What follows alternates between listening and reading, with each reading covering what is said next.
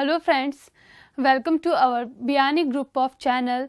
Today we are discuss upon general introduction upon apoptosis and necrosis.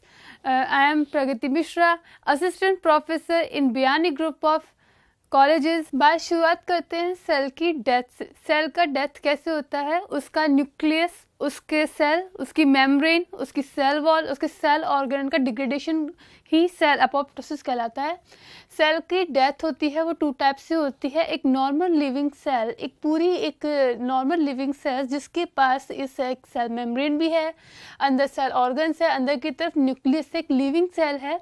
वो धीरे धीरे ageing के प्रोसेस से उसकी डेथ होती है या फिर उसकी सडन डेथ होती है। सडन डेथ होती है तो टू टाइप से होती है। फर्स्ट उसकी डेथ होती है नेक्रोसिस के थ्रू, सेकंड उसका डेथ का टाइप होता है एपोप्टोसिस। नेक्रोसिस डेथ होती है, इसके अंदर सबसे पहले सेल्स होती हैं स्मॉल ब्लैबिंग करती है, मतलब उसकी सेल वॉल होती है वो डिग्रेड हो जाती है और उसके बाहर की तरफ ओनली सेल मेम्ब्रेन बचती है। सेल मेम्ब्रेन उसको एक इंटैक्ट स्ट्रक्चर बना के रखती है, लेकिन अंदर की तरफ कुछ प्रोटियोलाइटिक प्रोटीन्स दोनों के अंदर होती हैं जो कि उसकी सेल के स्केलेटन्स को छोटे छोटे में पार्ट्स में तोड़ देती है।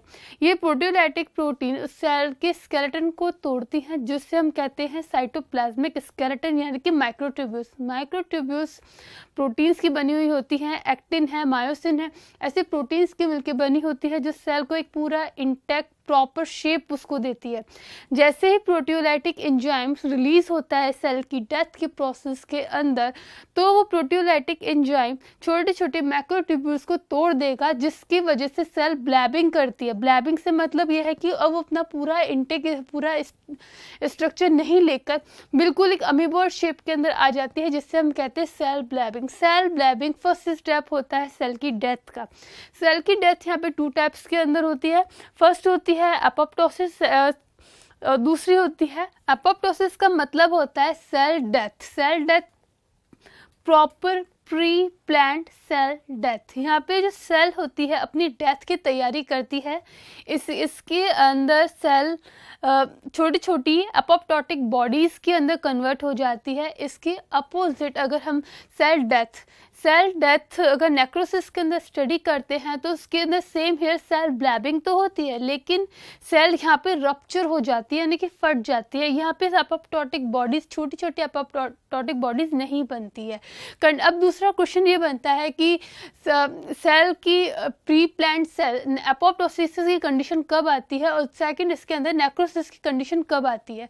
नेक्रोसिस का मतलब होता है कि अचानक से डेथ का होना, यानी कि हमला होना या ट्रॉमा का होना।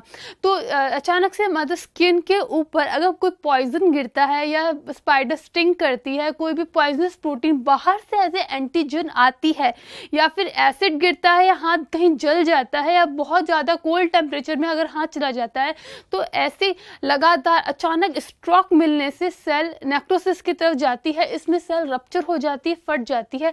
ये अचानक होने वाला ट्रॉमा होता है और जिसके अंदर इस रप्चर सेल को फोगोसाइटोसिस उसको बाद में इसको खा जाती है, निगल जाती है फोगोसाइटोसिस प्रोसेस के थ्रू। तो जो नेक्रोसिस होता है वो प्री प्लान्ड नहीं होता है, ट्रॉमा के थ्रू होता है। बाहर से इसका हमला होता है सेल्स के ऊपर, बाहर से कोई पॉइजनस कंडीशन आता है या कुछ स्ट्रेस आता है जिसके अंदर सेल अचानक से डेथ हो जाती है। ऐसे कंडीशन में सेल अपने आप को प्रिपेयर नहीं करती है, ना कि उसके अंदर एपोप्टोटिक बॉडीज बनती है। इधर दूसरी तरफ अपन जाते हैं तो अपन देखते हैं एपोप्टोसिस के अंदर। एपोप्टोसिस के अंदर पूरा प्री प्लान्ड होता है सेल के अंदर, मतलब कि बाहर से कोई लिगेंड आता है सेल के, जिससे कि आउटर सेल मेम्ब्रेन पर जो रिसेप्टर है उस सिग्नल को लेता है, फिर वो सिग्नल सेकेंडरी मैसेंजर के थ्रू न्यूक्लियस के अंदर जाता है। न्यूक्लियस के अंदर फिर वो प्रोटीन्स बनती है जो सेल को अंदर से स्टेप बाय स्टेप उसको ख़त्म करती है। ये एक प्री प्लान्ड स्टेप होता है सेल के अंदर। तो जो एपोप्टोसिस होता है वो सेल के अंदर से आने वाली डेथ होती है। जो डेथ वाली प्रोटीन बाहर से नहीं आई है, यहाँ पे डेथ वाली प्रोटीन जिसे हम कहते हैं प्रोटियोलाइटिक प्रोटीन, किलर प्रोटीन, यानी कि इसको कैप्सिसिस प्रोटीन कहते हैं। कैप्सिसिस प्रोटीन इज इंपॉर्टेंट वर्ड। तो ये जो कैप्सिसिस वर्ड है, ये कैप्सिसिस प्रोटीन है, ये अंदर से सेल के अंदर से बनी है। तो ये धीरे धीरे सेल को कहाँ पे ले जाएंगी, उसको डेथ की तरफ ले जाएंगी।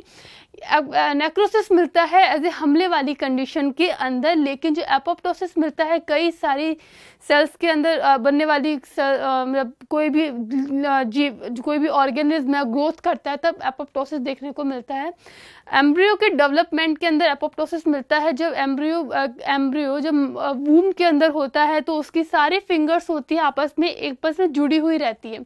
उसके बाद यहाँ पे जो सेल्स होती हैं धीरे धीरे एपोप्टोसिस की तरफ जाती हैं और एक अलग अलग फिंगर्स बन जाती है। सेकेंड एपोप्टोसिस वहाँ मिलता है मेटामॉर्फोसिस के अंदर। मेटामॉर्फोसिस से मतलब आप ये समझ सकते हैं कि कोई भी एक छोटा सा कैटरपिलर आगे चल के ब्यूटीफुल बटरफ्लाई के अंदर चेंज हो जाता है। एक छोटा सा कैटरपिलर आगे चल के पूरी तरीके से एक बटरफ्लाई में चेंज हो जाता है, तो उसका A to Z अंदर का जो सिस्टम होता है वो पुराना सिस्टम वो धीरे धीरे खत्म होगा, उसकी सेल्स एपोप्टोसिस की तरफ जाएंगी और बाहर से नया सिस्टम उसके अंदर बनेगा।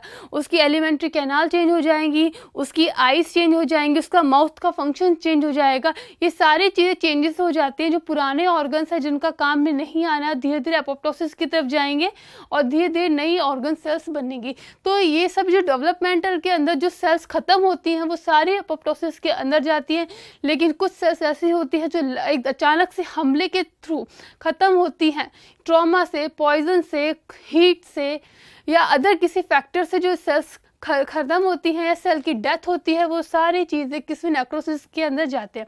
नेक्स्ट क्लास में हम पढ़ेंगे एपोप्टोसिस के different pathway. Thanks for watching. Please like, comment, share and subscribe us.